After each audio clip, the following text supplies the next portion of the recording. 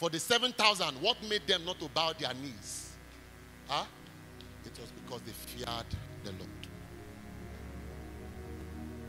What will make you to be faithful to your wife? Forget all those promises. I will do that. If you don't fear the Lord, you will eat the garlics of Egypt, and your mouth will be smelling before us. You know what Pharaoh said to Moses in Exodus 8 verse 28? He said, I will allow you that you may serve the Lord your God. Huh? But only do not go far. Serve the Lord, but don't go far. That is the call of Babylon. You will be betwixt Egypt and between the promise. So today you pay your loyalty to darkness. Tomorrow you pay your loyalty to light. That's what the devil wants. Don't go far. Don't go far. Just be at ease in your service. The 7,000 feared the Lord.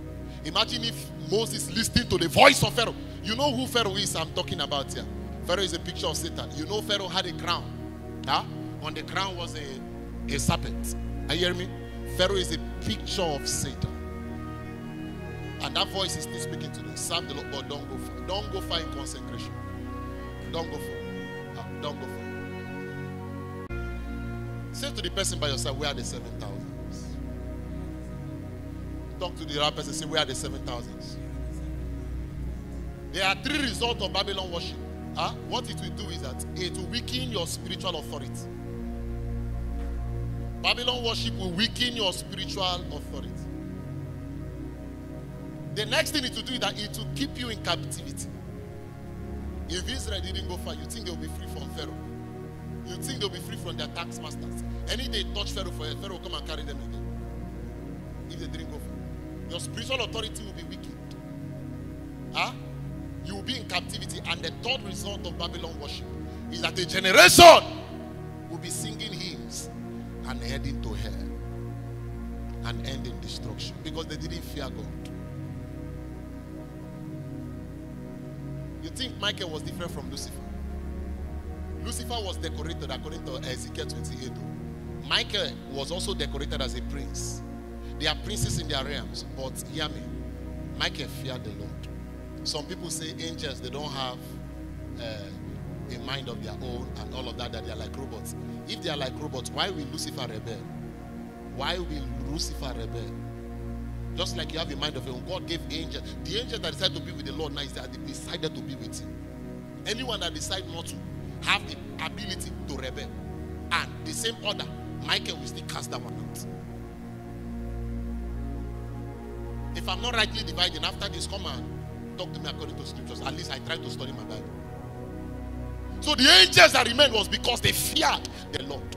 And that thing that was in the temple, Moses put that because it was a picture of what was above. The lampstand of the fear of God was there. That was the 7th lampstand. That was what kept the 7,000. Our spiritual authority in our generation today has been weakened. How many churches are in Owerri? How many churches are here? How many churches are in Lagos? But you see what is happening in Nigeria? You see what is happening in Nigeria? We will gather in our thousands and we will pray. We will legislate and nothing will even happen in the realms. It's a problem. Spiritual authority has been weakened. Spiritual authority weakened. Now the church, corporately, now the church wishes that a particular man gets to the throne. There. Are you hearing me? But it will take the mercy of God now.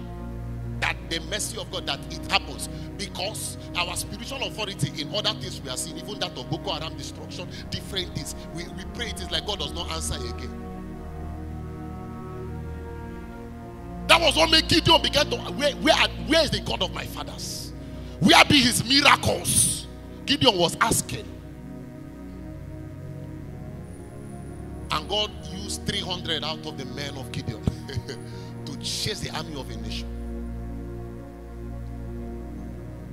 The candlestick, the menorah of the fear of God, the 7th candle, has no oil in the lives of many people today. It was on the 7th day God rested. And if the 7th lamp is not burning, we will not rest. A seed of the bondwoman will keep. A missionary messaged me the other day and told me clearly that, do you know that Zion, Illinois, how many of you know Zion, Illinois? The revival ground of Alexander Dowie, the place that bettered John G. Lake. John Lake was a student of Alexander. Alexander was a miracle man. He began to call himself Elijah.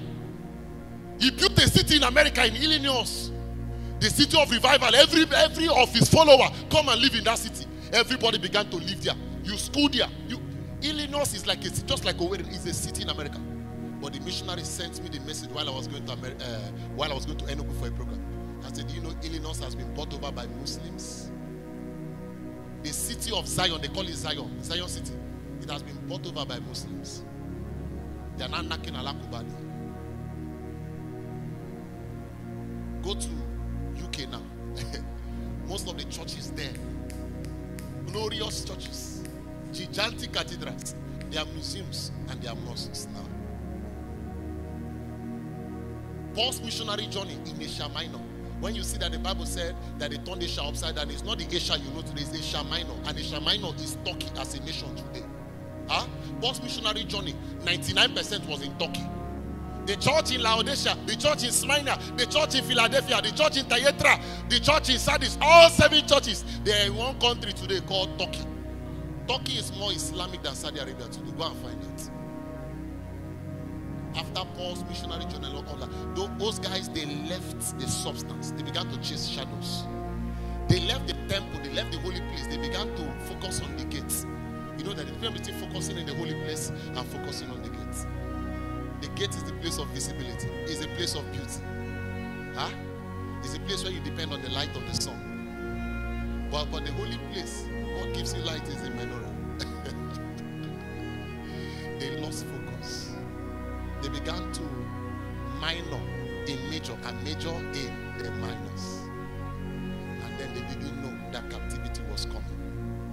And today, all Paul's missionary journey that was in that land of Turkey, Turkey today has been probably 99% Islamic. Because a lampstand of the fear of God was out. And they didn't take care that they needed to buy oil. Some of you, what will keep you? What will help you fulfill the assignment of God upon your head? It's not all those things you are going to the church and doing like all those ones. That's not what we are talking about.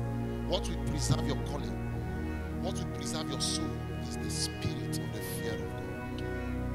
Men do not fear God today.